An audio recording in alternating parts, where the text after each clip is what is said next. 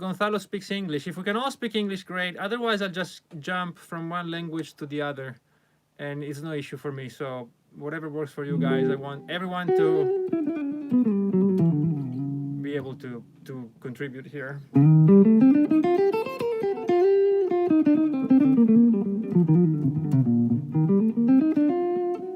Sí, no demasiado, pero sí. Okay, okay. Well, Gonzalo asked about plugins that I use for guitar, and thanks a lot, Gonzalo. He speaks Spanish, but he says he can understand a bit of English, so I'll go over it again if anybody else is interested. I use a little bit of the Universal Audio plugins. They have a Fender Champ that is pretty good, and also, okay, great. All right, well, thanks a lot, man. We'll do English then for a while. If anybody cannot understand, let me know. And I use the Universal Audio Fender Champ. I use their Plexi sometimes, but usually I use my amps. And sometimes I use them with microphone, and sometimes I use them with the aux, which is the Universal Audio speaker simulator, which works very well. All right. And yeah, what do you use? ¿O qué usas tú como plugins?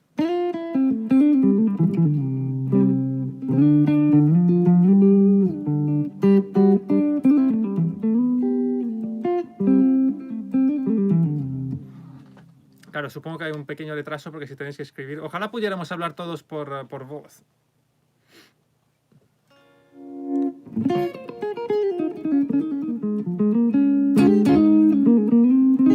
Me toco un poquito mientras, espero más preguntas.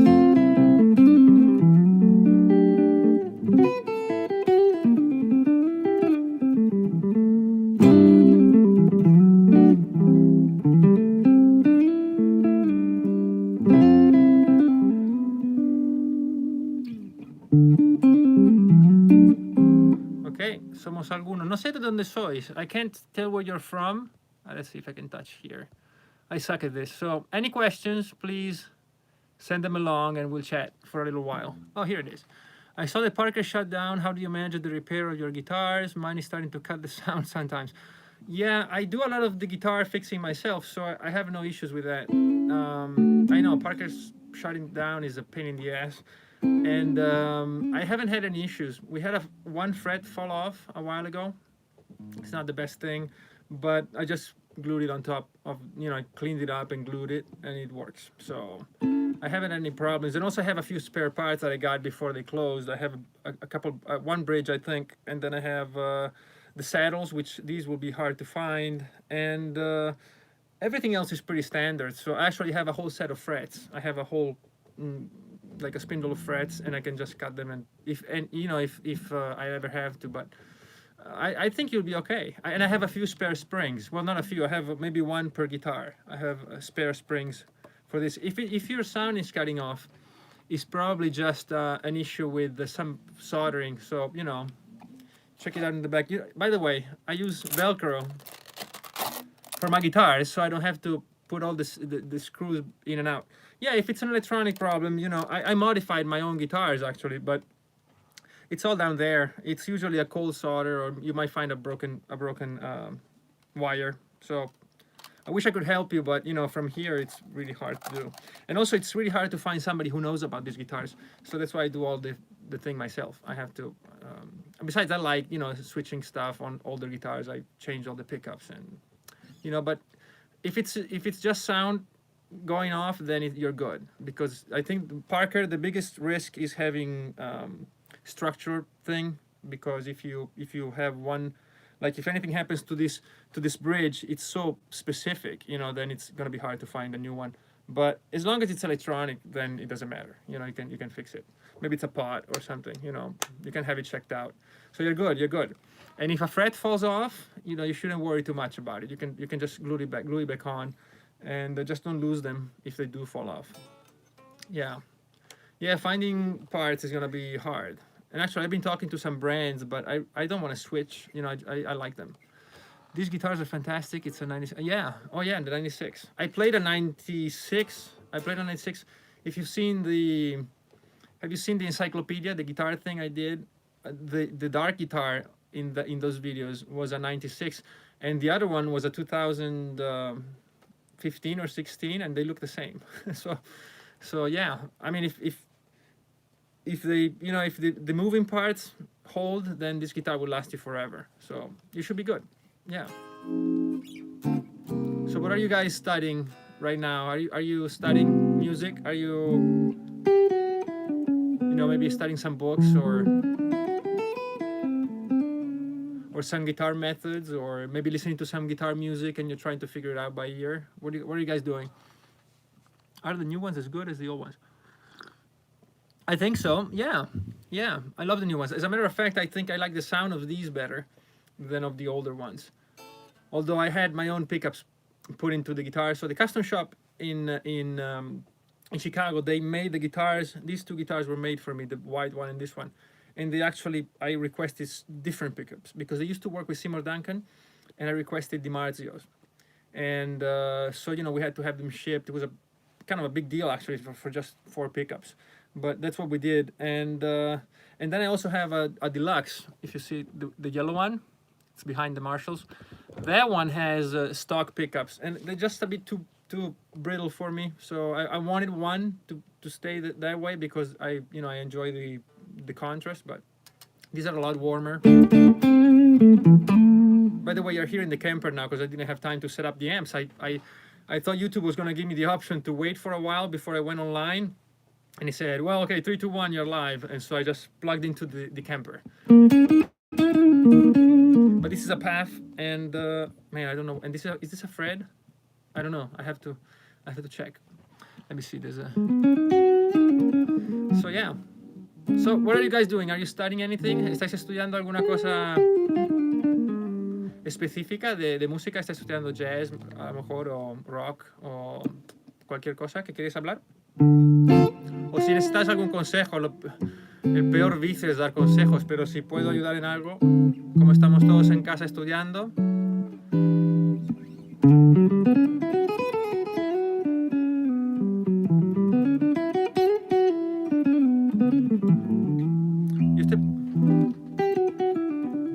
Wow, all right. Guitar teacher for 40 years. Gonzalo asks if he wants to learn more and if I can recommend any books. Well, it depends. What do you want to learn? ¿Qué te gustaría aprender, Gonzalo? Theory, technique, composition. Let me know and I'll give you a few tips for good books.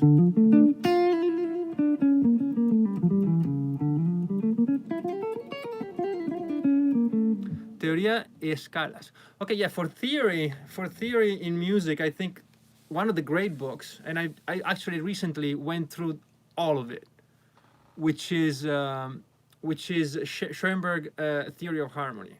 Now, I have to warn you, you have to be prepared. I spent at least an hour a day on it, and it's very classically oriented, so that might be a bit extreme. But for theory in general, I don't know. I think, well, it's a stupid answer, but the best thing is to practice. And I mean improvising. So, Gonzalo, te voy a dar un pequeño ejemplo. Vamos a decir que quieres aprender los modos, okay? If you want to learn modes. Escogemos un modo, por ejemplo, el dórico.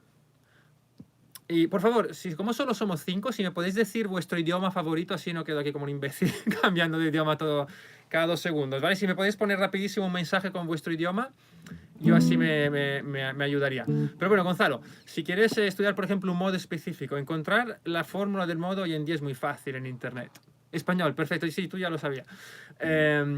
Encontrar la fórmula de un modo es muy fácil. Por ejemplo, cogemos el dórico, descubrimos que es como una escala menor con la sexta nota subida a un semitono. Entonces tendríamos, si lo hacemos en la, tenemos la, si, do, re, mi. English, italiano, español, all good. All right, Marco, yeah. Good. Great, thanks. Well, all right, thanks a lot. Entonces, si tengo la, si, do, re, mi, fa, sol, la para la menor, le puedo subir la sexta nota, la, si, do, re, mi, fa sostenido, sol, la. Ok, solo es un ejemplo. Puedes hacerlo con cualquier modo o cualquier escala se te ocurra. Por ahora vamos a decir esta. Entonces, la primera cosa para mí es que la encuentres en todo el mástil. Hay varias escuelas aquí yo siempre lo he hecho de 2 o 3 formas. Una, cuando empecé, era el caged, que he usado bastante. Luego me he movido más sobre la 3 por cuerda, que también es otro método, y luego pensaba que eran un poco demasiado estructuradas y entonces me pasé más hacia tocar solo en una cuerda. Hice un vídeo hace muy poco sobre esto, que es súper útil tocar una cuerda, y un libro muy útil para eso, como preguntabas, es el Advancing Guitarist de Mick Goodrick. ¿Ok? Es un muy buen libro y se basa principalmente en eso, en cómo descubrir todas las escalas y todas esas cosas en una sola cuerda. Y búscalo como tú quieras. Si estás familiarizado con el cage o con el 3 por cuerda o con lo que tú quieras, lo puedes hacer sin ningún problema. Y después escoges una sola sección, que puede ser una cuerda, una posición del cage, una posición de 3 por cuerda, cualquier tipo de organización tengas en el mástil, y descubres qué acordes funcionan con ese modo. Para eso hay un montón de libros. Ahora mismo te podría decir para modos y acordes. Hay un libro de la MI Press que hablaba de los modos. No van muy en detalle. Yo creo que lo mejor es mirarlo por ahí, si quieres, incluso en mis vídeos o en otras cosas.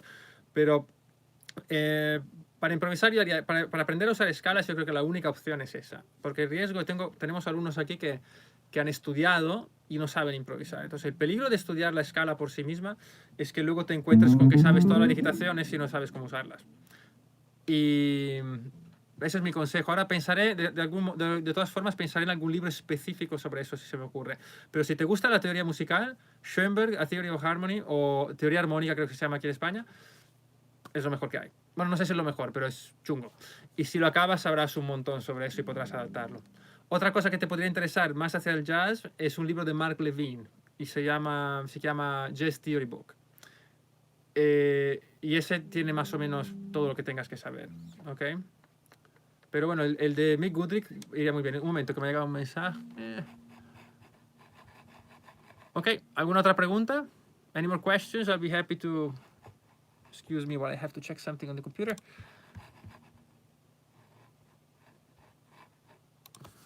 Ok.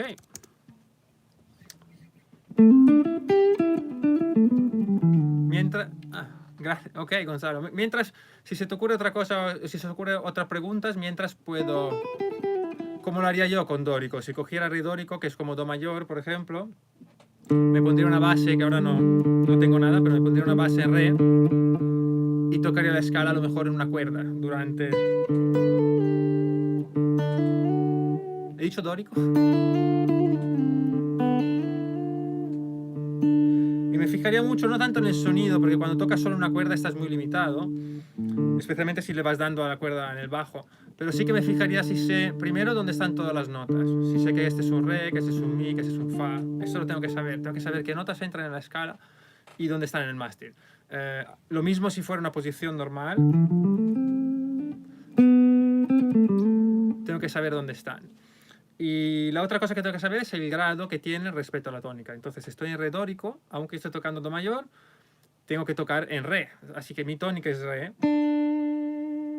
Y si mi tónica es re, toda la función que pueda tener cualquier otra nota cambia respecto a si estuviera en do mayor. Claro, el sol en do mayor tiene una función totalmente diferente que el sol en re dórico. Entonces es súper importante. Así que, por ejemplo, yo lo vería así. Si, do, re, mi, fa, sol, la, si, do, re, etc. Ver todas las notas. Luego ver el grado respecto a la tónica que es re. Entonces, sexta mayor, la séptima, la tónica, segunda, tercera, cuarta.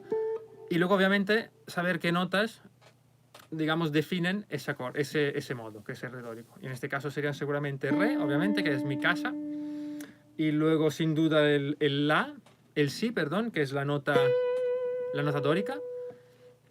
Y la tercera menor. Solo con estas 4 o 5 notas puedo ir al modo dórico, porque mi oído quiere escuchar una escala menor. Ok, pero no se la estoy dando, le estoy dando... No esta nota, sino esta. Es un ejemplo, yo lo haría en todas las cuerdas, lo haría con todos los dedos, lo haría en todas las 12 posiciones posibles en el mástil.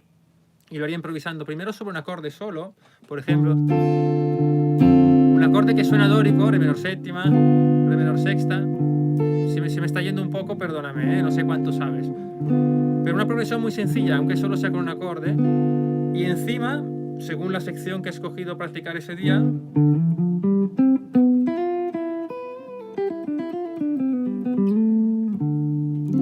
buscaría de ver cómo suena cada una de esas notas contra el acorde. Entonces, para ver un poquito cómo suena. Ah, gracias. Si hablo demasiado me lo decís, que estas cosas me dejo llevar. Ok, ¿alguna otra pregunta? Si alguien tiene alguna duda o lo que sea, si puedo ayudar. Que parece que vamos a estar encerrados en casa durante semanas, ¿eh? What strings gauge do you use on the fly? Do you use any effects pedals? Tip for getting started with improv. Okay, we're going to switch to English now because I have a couple of questions. Tips for getting started with improv. Okay, I get right back to the improvisation thing. And as far as string gauge, I use 942s on all my guitars. I don't care. I don't give a shit. I don't want to start changing gauges on all my guitars. Just a pain in the ass. I don't want to do it, so I don't do it. I use 942s, and I have a bunch of them. I have boxes full of string sets, and that's all I use, and I don't care. And people say you should use thicker and thinner and whatever. They work for me, and just the amount of effort to just remember what guitar has what, forget it. I just 942s for everything. And effects, I like to use my amp a lot. Thanks, man. 942 for the win. Or yeah, I agree. 942 is the shit. But second question was what pedals I use, and then of course I get back to you about improvisation, Alex. So my pedals, I usually use always a wah. The wah is king. I always use a wah. Not always, but I always have it on my pedal board. And then if I'm playing live and even sometimes recording, I love delays. So I have a few delays. I have some old from the 80s, all analog. You can see one right there, the Boss. I have some pedals. I actually have a DD2 from Japan, the first 2 months they were made. And I sometimes record them, and otherwise I use plugins. But live I use very few things. I use most of my distortion from the amp. Sometimes I have a tube screamer. Actually, hold on. This is the new one I got. This is a new one I got, and it's Electro-Harmonics. It's like a tube screamer, and I've been using it a lot to push, actually, one amp that I bought, and it was destroyed, and I bought it for nothing. And it's a DSL 100, dual super lead Marshall. It's a beautiful amp, and I fixed it, and then I modified it a little bit, and now it sounds great. Just needs a little push in the lead when I do solos, and so that's what I've been using. And that's it. And then I use a chorus and a couple of delays in the effects loop. Yeah. Now, as far as improvisation, well, the top thing, which nobody really wants to do, but it's the most important thing, and actually is the reason we play music, is that you go out and play with people. I know, sometimes you can't, but if you have friends who play the guitar, it's no big deal to just go to their house and practice. I'm lucky because here we have, outside of the studio, we have a music school. And even though I don't have many students, I don't take on as many as my colleagues, but there's always people coming and going, and so we're always surrounded by musicians. And it doesn't matter what level they're at, it doesn't matter what kind of stuff they're playing. You can always, wait, hold on. Podría ser un ejercicio de técnica para combatir el coronavirus. Okay, I'll get back to that. And so playing with people is the most important thing. Now, how I would go about doing it, especially if the other guy has a different level, right? So let's pretend you have different levels to improvise with. So first of all, I would just ask them what they're comfortable with. So you could do this with somebody who's below your level, or you could just ask some, because I have a few students who go home and their friends play much better than they do, and they don't know how to, they don't have patience. But if you reduce, the improvisation to just a certain amount of stuff, then you're all on the same level. So let's say, for example, you know a lot and your friend doesn't know much. Well, how about, does he know this? I suppose so, right? An A minor pentatonic, I think he will or she will know it. So maybe you can just settle on that. Yes. Okay. Yeah. Okay, Danielle. Yeah, I can. Wow, this is it's gonna be hard to remember all this. Can I see the chat later? No. Ok, Daniel, maybe you have to remind me just in a little bit. Ok, Daniel, si puoi ricordarmelo tra 5 minuti, te lo spiego. So, I was talking about improvising. Yeah, so you can settle on something that you both know, like maybe something as simple as a minor pentatonic scale. And then maybe you can start with a minor progression. maybe you can start with the blues.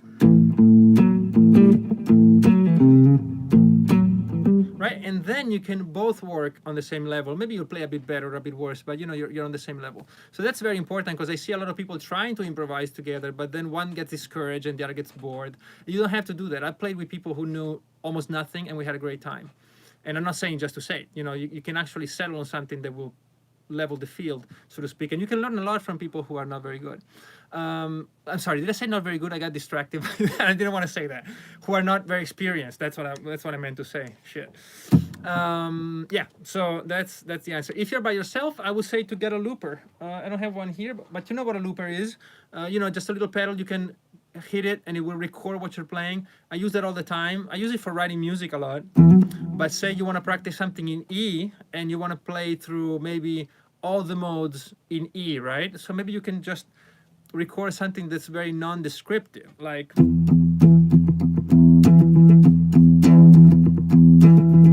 now you have this going and it gives you a bit of rhythm. We'll get to why rhythm is so important in improvisation maybe some other time, but and now over this you can actually play any scale that has an E, right? So you can play, for example, all the modes of the minor harmonic scale, then you can practice over this. Now if you want to be more specific, like for example maybe only practice the major modes, then it gets easier, right? Because you can just play, if you want to stay in E, you can just play maybe an E major 7th chord. No, sorry, you want to play all the major modes, then just E, right? And now all the 3 modes of E will fit, right? And then you can get even more specific and go, no, I just want to practice the Lydian scale. So maybe you can just play this chord, and you can play C Lydian, and this is all it is. You can make a loop.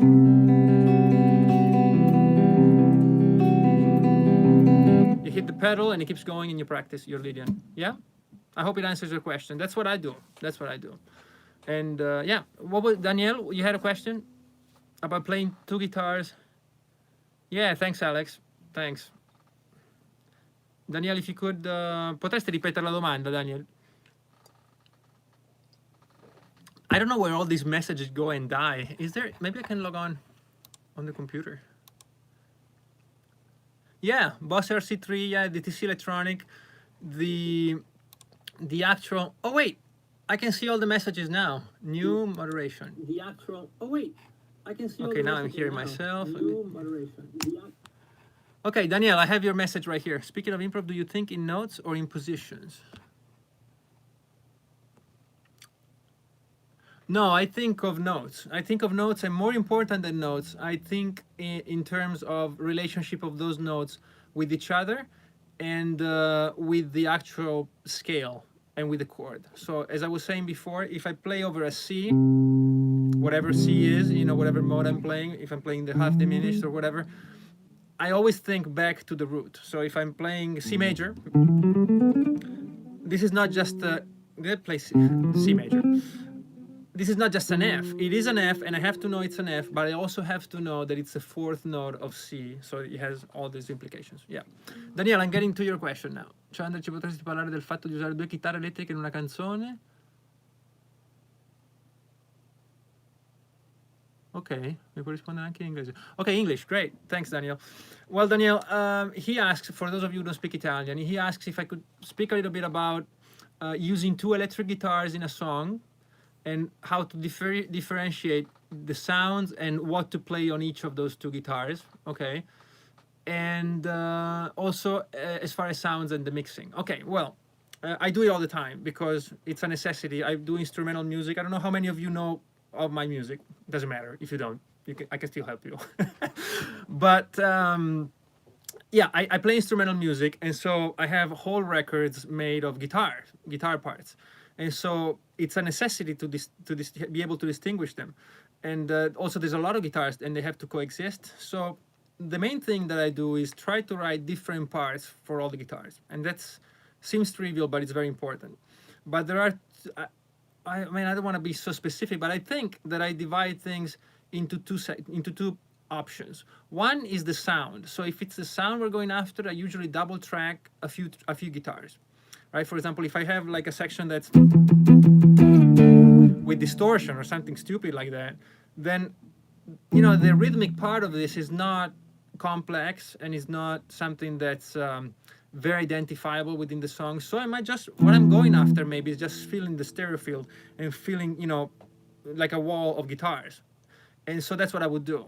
And to do that, I might maybe change something just a little bit between the two sides, but not too much. So sometimes I switch the guitar, but not the amp. Sometimes I switch a little bit to a similar amp and maybe not the guitar. But I don't want them to be too separate, because then it will kind of, the mix will be like this.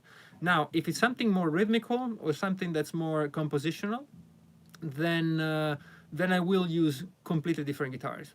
And not only for rhythm, but sometimes if I have a melody that does this, there's all kinds of stuff going on. And those things usually are, they're defined by, whatever is left from the most important part, which is the melody. So if I have a big melody, everything else has to fit. So I would suggest maybe start with the most important sound, which is your lead, and then then move on to the next one. So if your lead is very high,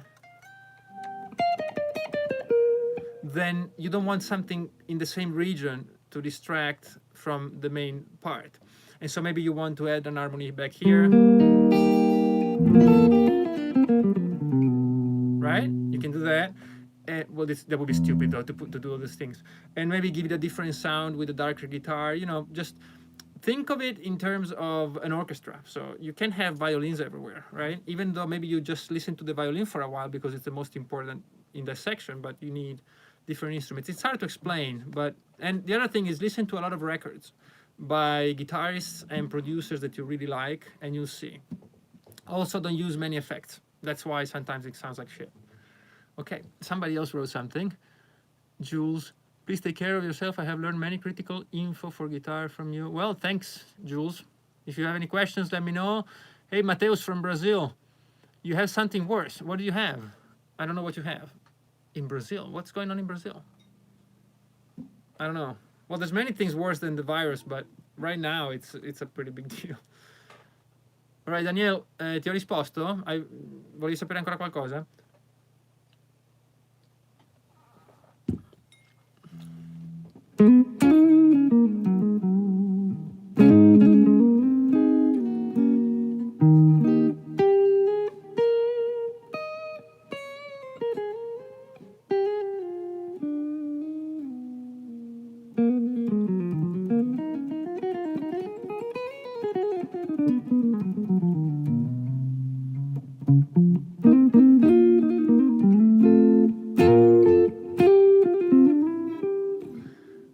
Okay, we're just waiting for more questions if you have them. Now I can see the chat, so let me see if I missed anyone. ¿Cómo aplicarlas para improvisar? Okay, that's done. Getting started with improv. All right. Friendly video bot. Yeah, a technique exercise against the virus. Yes, stay home. Or if you have a place like this, stay in your studio with nobody else around, and hopefully, yeah, they say it's 2 weeks. I don't think it's gonna be 2 weeks, so we might see each other quite often. If I have the time and if you guys want, just let me know if you do like this kind of stuff. Please just go over. You don't even have to follow. I don't care. Just go to Facebook or Instagram, or that's it. That's really all I use. Just let me know there that you want to do this. Can you talk a little bit about fusion improvisation? Yeah, I don't really know much about that. I don't. I'm more of a rock kind of player. But if by fusion you mean, I think fusion is a strange term, but it is descriptive, so I think it fits, And my kind of fusion is usually between rock, which is the big thing for me, and then a bit of jazz, which I studied quite a bit without actually playing it. So I'm a bit of a fake there, and I'm always scared that I'd be caught. When I'm improvising with people who know jazz, I'd be like, man, they're gonna find out that I'm not legit. And and then classical, because I've studied on my own, but I studied a lot of classical composition and form, like sonatas and all the kind of stuff, and that's very important too. And I studied it on and off, but I really got into it lately. So, and for me, that fusion for me is more of a way of here's how I look at it. So you have your own way of playing, but then through the years you realize that sometimes you get stuck somewhere, and that's how I use the fusion thing. I go and learn totally different things, but I don't worry about either learning them too well, and I don't even worry too much about applying them too well. I just let it come in. And like, for example, the Schoenberg thing we talked before, the theory of harmony, it's a big book, it's huge, and it's really difficult, but I studied all of it, played all of it, but I didn't worry about writing a concert for orchestra. I don't use it for that. I just let it all come in and then see how it goes. The only thing that I would suggest for fusion is that your technique should be up there, right? Because you never know what you run into. And then if you study something that's, for example, from the jazz world, and you can't switch chords fast enough, now that, I think that's kind of bad, if people listen to you. It's a good question, but I don't think I have a good answer for it. I'm sorry. What hardware do you use to record yourself? Sound card or amp simulator? Yeah, who's GMC, Mateus? I don't know. Let me know who GMC is. Your playing is awesome. Well, thank you very much. Thank you very much, Mateus. So, friendly video bot. I was talking about this before. I go over it really quickly. I've used a lot of amps. I was showing, there's just a few of them. I have a lot of amplifiers. I love them. And I have microphones that I use with them. I think I know how to use them. But I also recently got the UAD, the Universal Audio aux. I don't know if you've seen it. It's a speaker simulator. It's beautiful. It sounds incredible. And I've been using that a lot. And also for the latest record, Mystic Electric, I recorded a lot with the amps, and then my studio for some reason developed some interference, and I electromagnetic, and we used to get, as soon as you turn the guitar up, beep, 7,000 hertz, like all over the place. It was driving me crazy, so I couldn't record, because you could actually, as soon as you hit a note, underneath the note, there would be this 7 kilohertz thing. It would drive me nuts. So I had to take the Kemper home and record in my kitchen the whole, all the melodies and all the solos for Mystic Electric. Almost all of them were done with the Kemper. And then I also brought a head. I think it was the JVM Marshall and the speaker simulator. But so the Kemper kind of saved me. But lately I've been only using amps, really, except for now, which I'm using the Kemper. All right? Yeah, thanks. And Daniele, più che altro ho notato che nelle canzoni pop rock le due chitarre solitamente con la Gibson fanno i power chord e con la Fender usano un suono un pochino più pulito. Okay, yeah, that's a good, yeah, you're welcome, VideoBot. Daniele has another question. Says, because he noticed that in records, pop and rock, the two guitars usually do different things, with the Gibson doing power chords and the Fender sound using something a bit cleaner for counterpoint. And he wanted to know if there's any special effects. Okay, no. I wouldn't say, Daniela, I wouldn't use effects. No, I would just use carefully crafted sounds. So if you have a Gibson doing power chords, probably the sound is a bit thick, right? And bassy, like this, but with distortion, which I could just put on since I'm here. But so yeah, let's say that I have this kind of sound. Let me see if I help you with this. Let's see. Yeah, let's say you have kind of a Marshall-y sound, like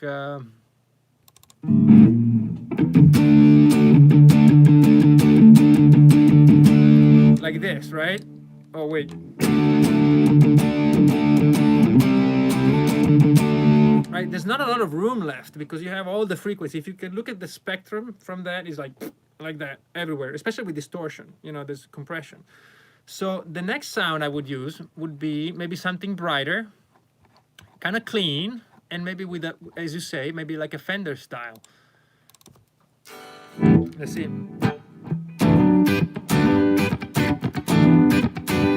Maybe even cleaner, like this maybe. I'm just going random. And then you see my pick, what I'm doing is rhythmically I'm using notes in between the basic rhythm, which usually it's 1 da da da da, right, on the 1 2 3 4. So maybe with this other hand I would jump into the ends, right? One and.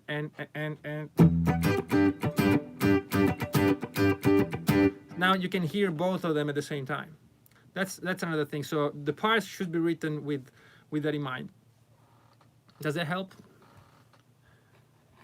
Immagino che Oh yeah, no, it is.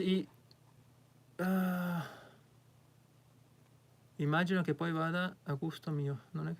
Yeah, no, it is all about your personal taste, but there are things you shouldn't do, right? You shouldn't build up too much in the same place, and I've done it.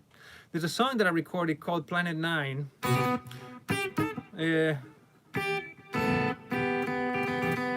How,